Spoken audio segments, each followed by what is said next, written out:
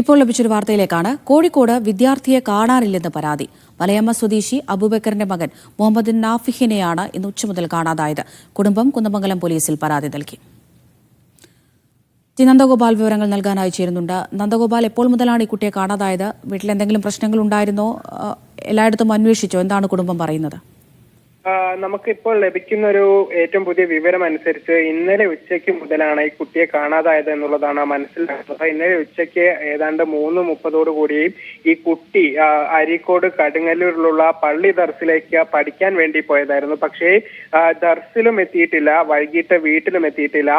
വളരെയധികം വൈകിട്ടും കുട്ടിയെ കാണാതായതോടുകൂടിയാണ് കുടുംബം ഇത്തരത്തിൽ പരാതിയുമായി എത്തിയിട്ടുണ്ടായിരുന്നത്. ഇവർ ആദ്യം സ്ഥലങ്ങളിലൊക്കെ പരിശോധിച്ചു, പക്ഷേ കുട്ടിയെ കുറിച്ച് വിവരങ്ങളൊന്നും തന്നെ ലഭിച്ചിട്ടില്ല. ഒടുവിൽ കുന്നമംഗലം പോലീസിൽ ഇവർ പരാതി നൽകുകയായിരുന്നു. ഇപ്പോഴും പരാതിയിൽ അന്വേഷണം നടക്കുകയാണ്.